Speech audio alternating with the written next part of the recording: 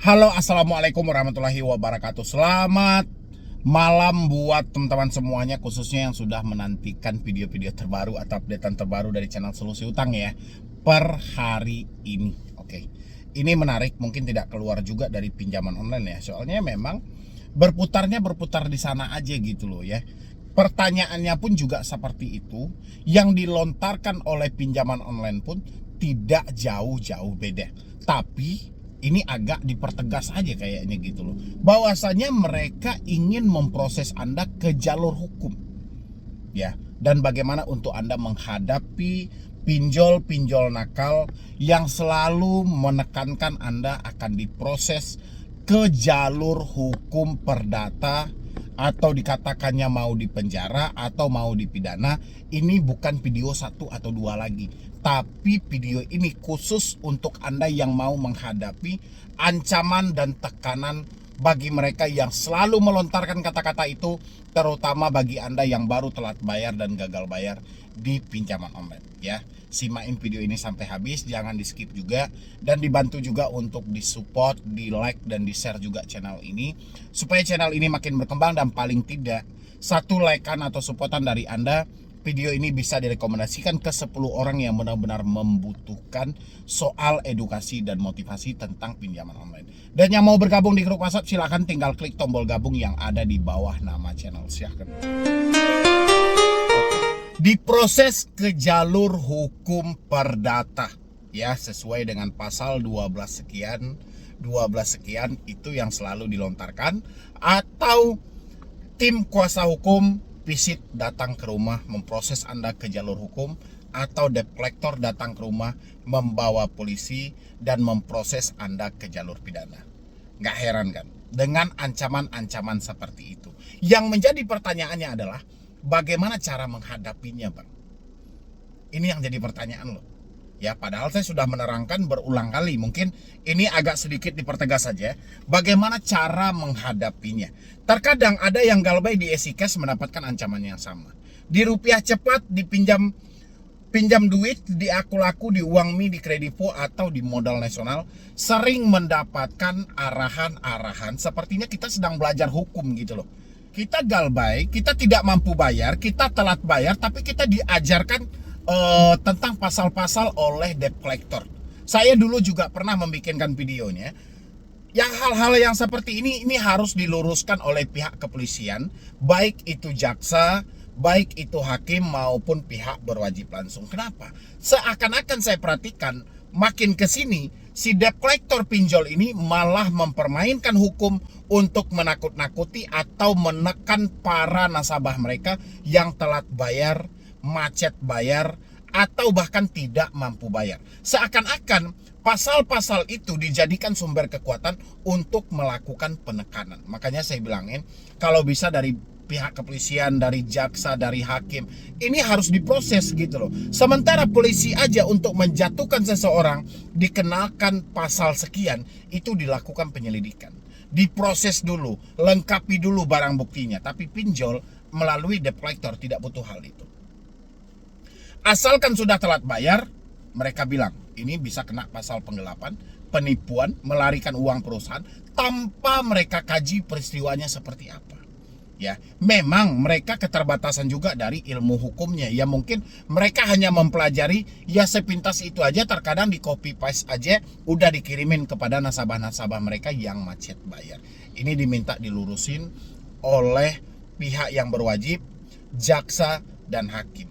Ya, supaya kita bisa dapat pasal-pasal ini adalah pasal-pasal pasti. Jadi kalau itu dijadikan sebagai permainan untuk menakut-nakuti masyarakat Indonesia, rasa saya kurang pas juga kalau itu selalu dilontarkan dalam aksi penagihan. Oke, bagaimana caranya kita menghadapi ketika kita ditekan atau diancam mau diproses ke jalur hukum? Perdata paling sering, disomasi sangat sering. Ya, dilakukan oleh pinjol-pinjol besar, pinjol-pinjol raksasa. Bagaimana kita menyikapi semua ini? Apakah kita kabur, Bang? Atau kita lari, Bang? Sementara si debetur, saya pengen, Bang, menjawab. Ya, sebelum saya menghilang, sebelum saya ganti nomor, saya pengen jawab dulu ucapan mereka. Oke. Jawabnya tinggal di pesimpel. nggak usah kita ikutin soal pasal yang mereka lontarkan. Sampaikan saja, oke. Kalau Anda sudah mengucapkan hal seperti itu kepada saya, mulai hari ini, mulai detik ini, saya berhenti mengusahakan uangnya untuk melakukan pembayaran di perusahaan Anda. Saya tunggu undangan dari Anda. Hancur debt collector itu. Ya, KO dia. Tapi kalau Anda gregetan, Anda gemetaran, Anda ketakutan, makin menjadi-jadi. Tapi lawan.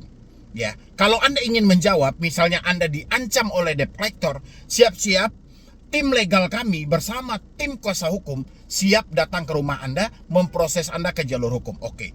Sejak saya membaca chat ini, saya pastikan saya tidak lagi mengusahakan uangnya dan saya tunggu undangan dari Anda dan saya tunggu kedatangan sesuai yang Anda sebutkan dan data saya masih lengkap, alamat saya masih itu, saya tunggu hari ini juga. Lawan. Ya, ini kalau kita ikutin irama ini, kita akan dikejar terus. Tapi kalau kita lawan, si DC akan berbalik. Anda boleh uji. Ya, begitu Anda diancam, begitu Anda ditekan, lawan mereka. Ya, ketika Anda melawan, mereka merubah wajah. Ya, semulanya yang Persi jahat dengan nomor handphone tidak menyebutkan nama aplikasi, masuk Persi baiknya dengan nomor ada foto profil dari pihak aplikasinya langsung. Habis itu mereka dengan SOP-nya. Selamat siang, kami dari ini mohon dibayarkan tagihan Anda bla bla bla. Ya, Persi jahatnya sudah KO. Kayak gitu. Dan begitu juga ketika Anda diancam mau disebarkan data. Ya, Anda jawab semuanya oke. Anda lakukan sebar data, satu bukti aja cukup untuk saya berhenti selamanya membayar di aplikasi Anda. Bisa nggak selantang itu? Tanpa ada rasa takut, tidak ada yang perlu Anda takutin. Ya, Anda meminjam di pinjol, walaupun itu kesalahan Anda tidak terlepas dari kesalahan pihak pinjolnya. Kenapa tidak mengkaji lebih jauh dulu sebelum memberikan dana kepada si peminjam? Kenapa hanya membutuhkan data lengkap, data lama, dan data komplit? Kenapa hanya itu yang dibutuhkan? Kenapa tidak mempunyai tim analis yang jelas untuk menguji dulu, menjelaskan dulu, melihat dulu layak atau tidaknya orang ini diberikan pinjaman? Ya, jadi Anda stop merasa bersalah dalam diri Anda. Jangan selalu menyesali keadaan. Bukan Anda salah sepenuhnya, pihak pinjol juga salah. Ya, iklannya seperti apa? Daya tariknya seperti apa? Gimmicknya seperti apa? Tipu muslihatnya seperti apa dalam mengiklankan produk mereka? Ya, nggak bisa dong kesalahan hanya sama kita, nggak bisa. Anda hanya ketakutan ketika telat bayar, tidak mampu bayar, Anda diproses ke jalur hukum. Stop ketakutan Anda hari ini. Ya, kita mau ganti tahun. Kalau Anda nggak introspeksi diri hari ini untuk menghilangkan rasa takut Anda akan hancur beneran. Anda akan habis-habisan ditekan oleh debt collector. Ya, pinjaman online sudah tidak bisa lagi Anda basmi. Nggak bisa lagi Anda bersuara blokir pinjol legal, nggak bisa lagi. Ya, ada OJK di balik itu. OJK tidak membaca kesalahan apapun yang terjadi.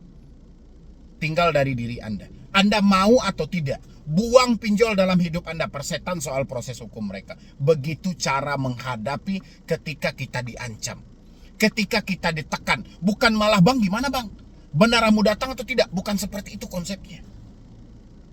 Ya, bukan saya hanya berdiri aja di sini, tidak, saya mempraktekannya. Saya pernah di posisi Anda gitu loh.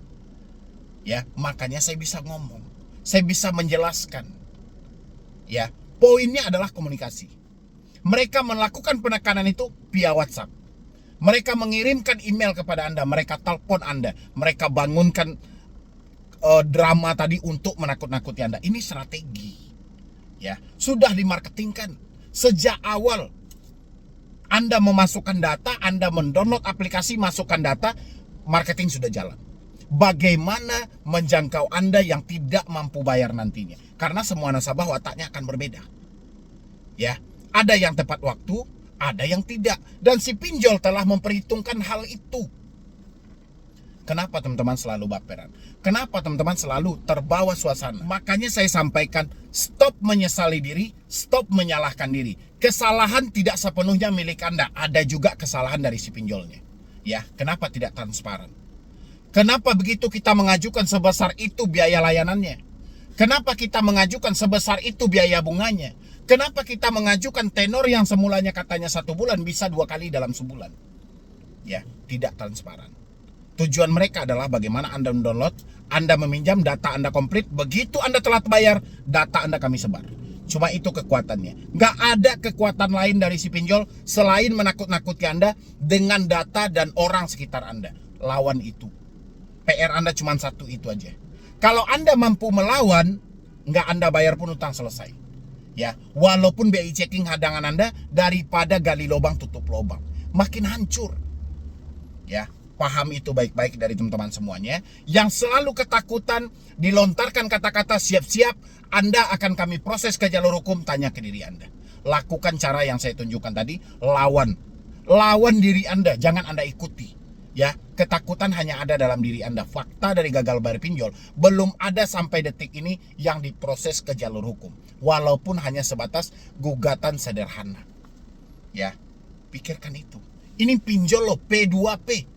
Ya, bukan kelasnya paylater, bukan kelasnya bank. Paylater aja masih mikir-mikir. Ya, bank aja masih mikir-mikir. Logikanya simpel.